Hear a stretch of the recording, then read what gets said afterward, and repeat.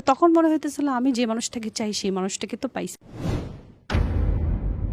আমার ফ্যামিলি আমাকে এরকম করে বিদায় করে দিল। মানে মানুষের তো একটা বিদায়ের একটা পর্ব থাকে। আমার দাদুকে আমার কাছে আসতে দেয় নাই। তারপরে ও তখন বুঝছে, ও তো আমার চেয়ে অনেক ম্যাচুয়ার্ড, ও বুঝছে, বলে যে আমি আছি, তোমার সাথে ভয় পাইও না। এ কথা বলছে, আমি তো গাড়িতে উঠে গেছি, তাকাইও নাই। আমি ওই দিকে বাড়ির দিকে একবার তাকাইও নাই।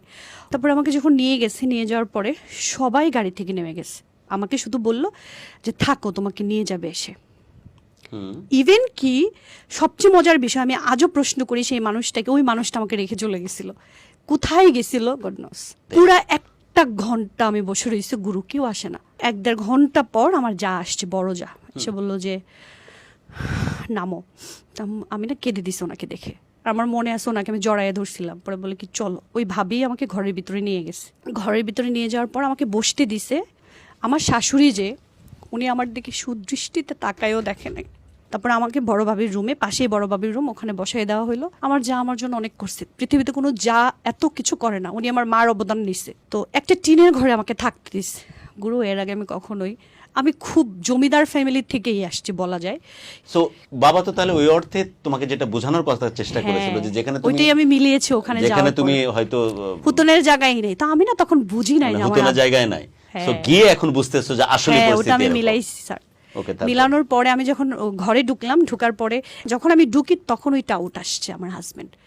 তা আমি বললাম তুমি কোথায় থেকে আসলা? বলে কি আমি ছিলাম, পলায়া ছিলাম, বাড়িতে তো সমস্যা, 2 ভাই বিয়ের বাকি ছিল। 3 দিন পরে ও ঢাকায় চলে গেছিল, তো ওর একটা কোনো কাজ ছিল। তো পরে 7 দিন পরে যখন সে আসলো, ওই সময় আমি ওই যে নতুন চুলা দেখা, রান্না করা, রুটি বেলা, ওই সময় আমাকে বলা হইতো যে বাপের বাড়ি থেকে কোনো কিছু শিখে আসো না, বিয়ে বসছো কেন যদি না পারো? হ্যাঁ, বিয়ে করছে সেটা তার মাথায় ছিল না। হ্যাঁ, আমি দুপুরবেলা রান্না করতাম, ওরা 8 জন 9 জনের ফ্যামিলি ছিল, ওই 8 জন 9 জনের রান্না আমি চুলাতে করতাম। আমার হাতে অসংখ্য দাগ আসছে পুড়ে যাওয়ার। এগুলো নাকি বাসায় করতে কখনো? জীবনও না, আমি ডিম ভেজেও বাসায় ভাত খাইনি, আমার আম্মা খাওয়াই দিত। ডে অন থেকে কিভাবে তুমি তাহলে আমার খুব কষ্ট হয়েছে প্রথম দিকে, পারতাম না দিদা, উনি আমাকে অনেক খারাপ খারাপ কথা শোনাইতো, আমাকে প্রচুর টর্চার করতো। ইভেন কি এত মানে নোংরা নোংরা ইঙ্গিত দিয়ে কথা বলতো, বিয়ে বসে গেছে, আমার সাথে শুইতে পারে, থাকতে পারো, কাজ করতে পারো না কেন? তা আমি বলছি মা, আমি তো এই জিনিসগুলো শিখে আসি নাই, আমাকে সময় দিতে হবে। তাই না, আমি খুব জেদি ছিলাম, আমি যদি মনে করি আমি করব, সেটা আমি করেই ছাড়ি।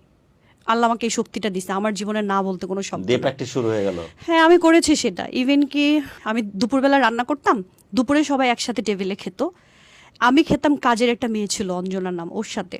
আমি জীবনে কখনো ওই মানুষটার সাথে বসে টেবিলে খেতে পারিনি। আমার কি অপরাধ ছিল? সেই মানুষটা কি ভূমিকা রাখতো এটার জন্য? কোনো ভূমিকা রাখে নাই। যখন আমাকে খারাপ কথা শোনাইতো, তখন একটা খাটের কোণাতে বসে আমার রুমে আমি কান্না করতাম, তখন ওই মানুষটা আমাকে